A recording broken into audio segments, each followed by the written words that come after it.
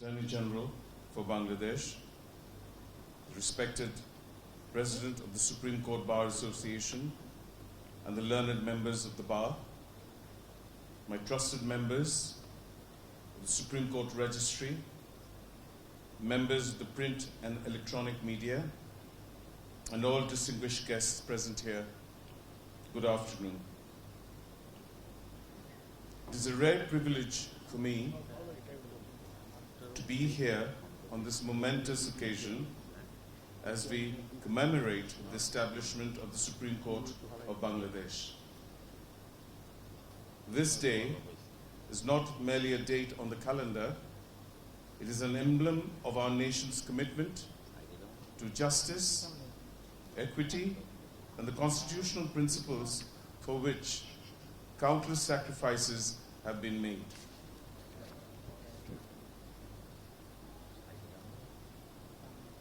We stand here today in the month of December, a time that carries an ineffable significance in the annals of our history, the month of victory. On this solemn yet celebratory occasion, let us recall with deep reverence the unmatched sacrifices of the martyrs of 1971.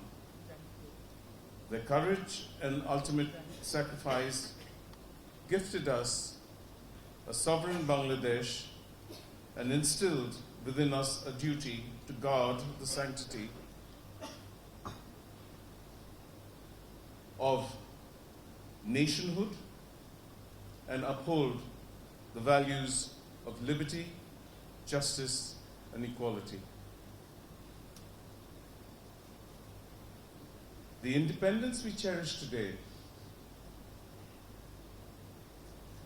this very hallowed hall of justice where we find ourselves today, the Constitution itself that we strive to uphold on a daily basis are the fruits of the immeasurable valor shown in 1971 by our compatriots. Equally, I bow in homage to the brave souls of July and August 2024 who gave their lives during the student-led mass revolution. Their vision for an equitable and just society shall echo and resonate through time and serve as a clarion call for all of us in positions of responsibility. Their sacrifice demands that we as custodians of justice endeavor to achieve a society where equity is not a distant ideal, but a reality. On assuming the office of the 25th Chief Justice of Bangladesh, I took an oath not merely to the Constitution, but made a promise to the people of this nation. I pledged to uphold the rule of law, safeguard the dignity of this great institution, and restore public confidence in our justice delivery mechanisms.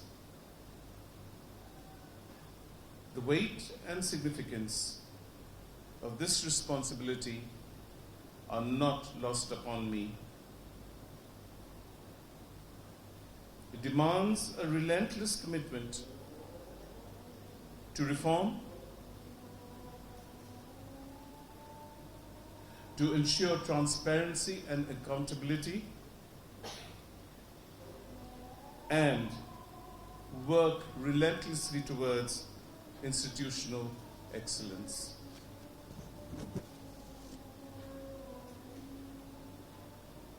Today, standing here in this august gathering, I reaffirm my staunch resolve to implement meaningful reforms and build a judiciary that commands the confidence of the public. Trust in the judiciary is not a privilege.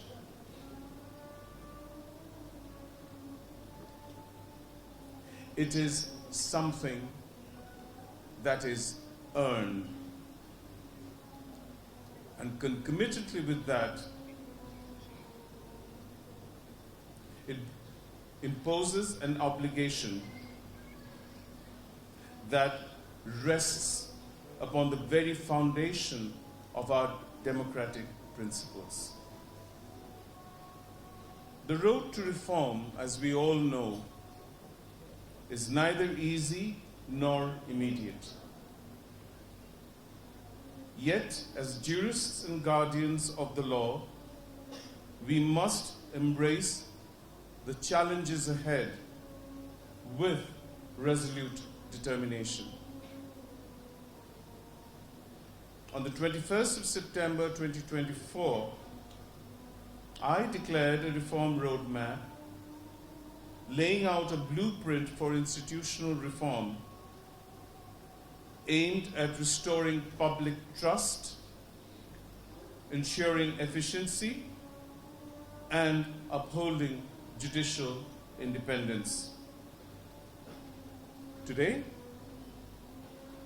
I wish to revisit and expand upon that vision.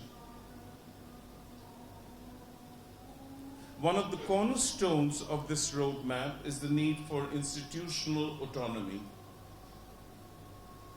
For the judiciary to perform its constitutional role effectively, it must be insulated from all external influences.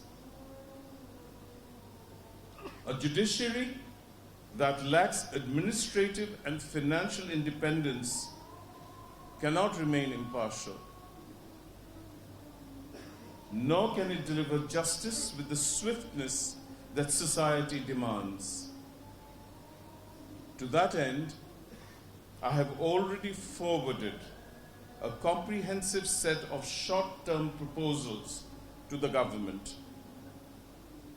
emphasizing the need for immediate reforms in financial independence and administrative autonomy. In that context, a separate judicial secretariat is no longer a mere aspiration. It is an exigent necessity. The judiciary's administrative matters should not remain under the control of the executive. Such an arrangement stands wholly in discordance with the doctrine of separation of powers, which is one of the fundamental tenets of constitutionalism. A fully independent judicial secretariat will allow the judiciary to manage its own affairs, free from external oversight or interference, and ensure greater efficiency in case management and judicial administration. For the Supreme Court to remain the standard bearer of integrity and wisdom, the process of judicial appointments must be beyond reproach. I have already made concrete proposals for the establishment of an independent judicial appointment council, a body tasked with selecting judges based solely on merit, integrity, and professional excellence. The judiciary is not merely another arm of the state. It discharges fundamentally the sovereign judicial function of the state. It is the custodian of the people's trust. Appointments to the highest echelons must therefore reflect the dignity and the solemnity of this role. The restoration of the Supreme Judicial Council after the disposal of the review of the 16th Amendment case is of paramount importance. This institution must be empowered to oversee the removal of judges of the Apex Court, ensuring a fair, independent, and non-political mechanism for judicial accountability. By reinstating the Supreme Judicial Council, we have reaffirmed our commitment to institutional autonomy and safeguard the integrity of the judiciary from undue influence, even from the legislative branch of the state.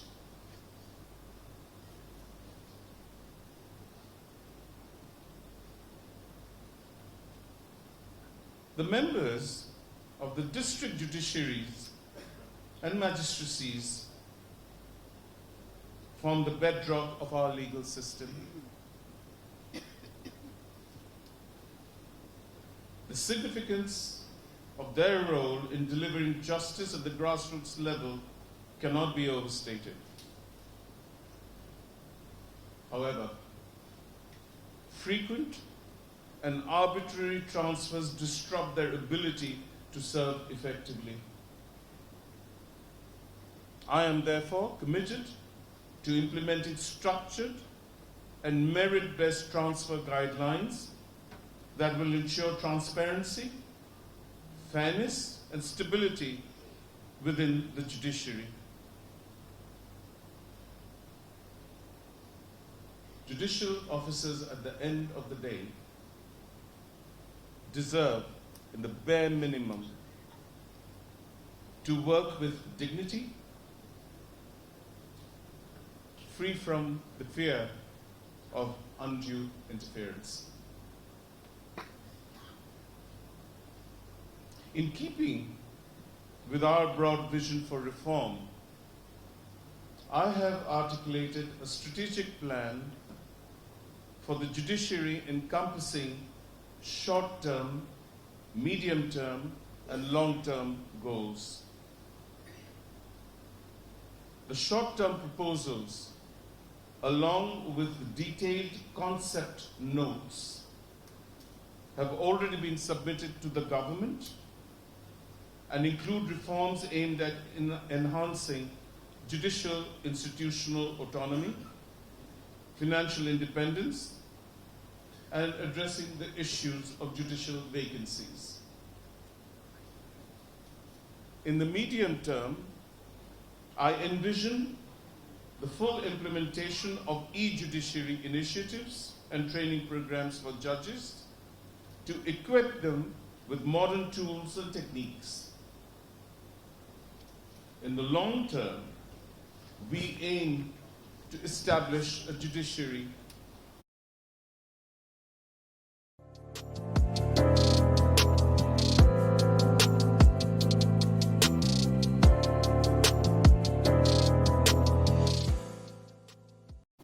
that is truly independent, efficient,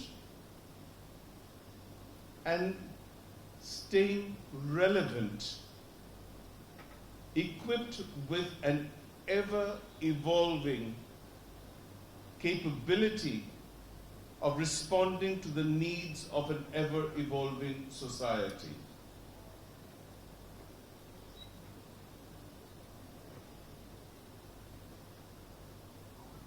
My peers, the Appellate Division and High Court Division of the Supreme Court of Bangladesh.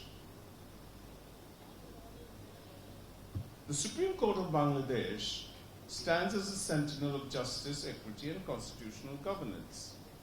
That is self-evident. Its role in shaping a just society cannot be overstated.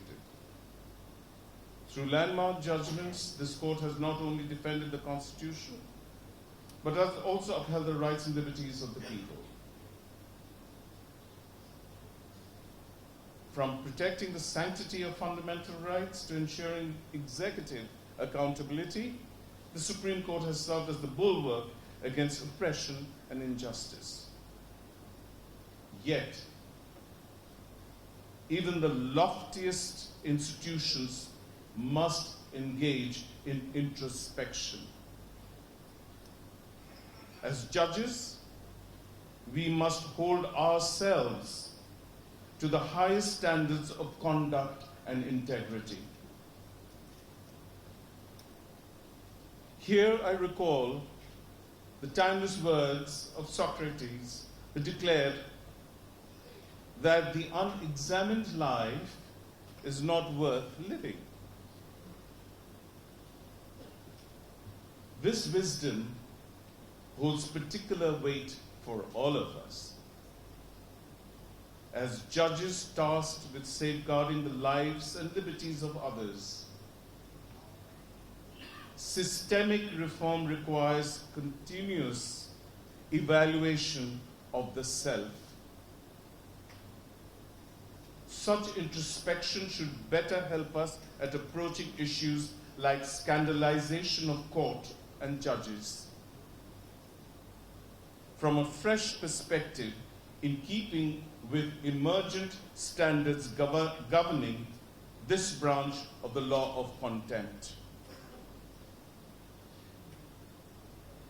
In the context of judicial conduct, it is essential to reflect on the views of Lord Atkin, whose interpretation of contempt remains profoundly relevant. Lord Atkin believed that the dignity and authority of the judiciary are not fragile ornaments to be shielded from fair and reasoned criticism.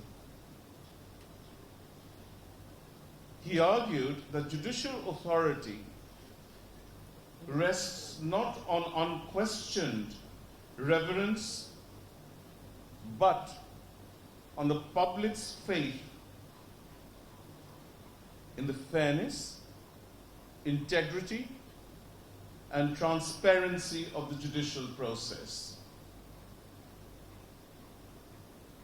As he said, justice is not a cloistered virtue.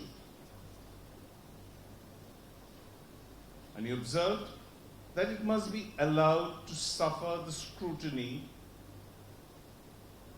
and respectful, though outspoken comments of ordinary men.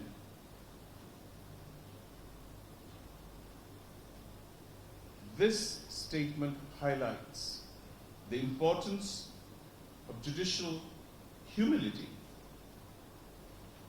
and the ability to withstand constructive criticism. It is often said that power unchecked leads to hubris and debilitating complacency. As judges, we are not above scrutiny. Introspection is both a privilege and a responsibility. For the judiciary must lead by example. Justice V.R. Krishna Iyer once reminded us that criticism of the courts, when fair and constructive, is not contempt, but a tool for refinement. However, reckless scandalization of the judiciary meant and calculated at eroding the trust in its integrity must not be tolerated. As judges, we must strike a delicate balance to welcome reasoned criticism and fair comment as part of democratic discourse, while protecting the institution from malicious attacks that threaten its very legitimacy.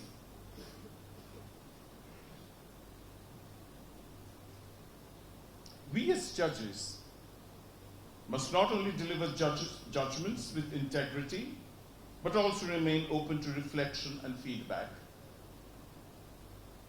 Public scrutiny, when exercised responsibly, is an invaluable check on the judiciary.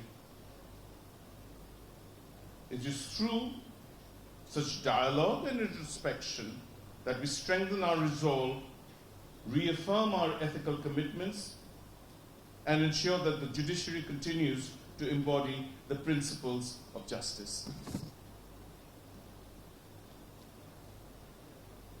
Justice Benjamin Cardozo once observed, "The judge, even when he is free, is still not wholly free. He is not to innovate at pleasure. He is not a knight-errant roaming at will in pursuit of his own ideal of beauty or of goodness." This profound statement reminds us that judges must abide by the law, act with restraint, and remain conscious of the constitutional limits of their role. Learned members of the bar, it is pertinent to raise the issue here of a constructive engagement with the bar as equal partners in this transformative phase of the Supreme Court's history. We must, in the bare minimum, strike a working consensus by identifying the lowest common denominator on any given issue and building on the same with sustainable objectives in mind. In particular, recent events convinced me to broach the subject of the relationship between the bar and the bench, which has been put to the test on the issue of the bar's attitude taken towards certain judges. It suffices to state here that the highest degree and standard of propriety is expected from the members of the bar, even when directing a fair comment or constructing an expose directed at a particular judge. Care must be taken in this regard not to impair the administration of justice. Indeed, there is a corresponding duty of the bar to protect judges from scurrilous attacks when judges themselves have no voice to refute allegations and ward off aspersions directed at them.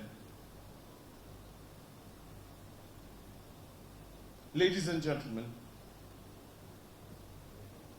the reforms I speak of today are not mere ideals. They are pragmatic measures rooted in the needs of our time. I draw inspiration in this regard from the words of Justice Oliver Wendell Holmes, who said, "The life of the law has not been logic, it has been experience." our experience demands that we act now with courage and resolve to transform the judiciary into an institution that delivers justice swiftly, fairly, and independently, bearing in mind the interests of its main constituents, the people of this republic. In closing, I extend my heartfelt gratitude to all who have worked tirelessly to uphold the sanctity of this great institution. Let this Supreme Court Day serve as a reminder of the sacrifices that made this day possible and the responsibilities that lie before us. The Supreme Court of Bangladesh is not merely an institution.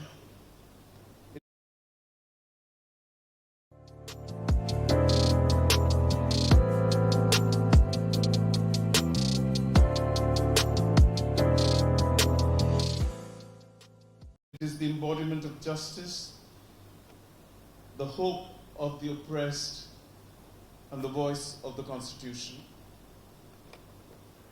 It is our solemn duty to preserve its dignity and worth and to ensure that it remains the beacon of justice for generations to come.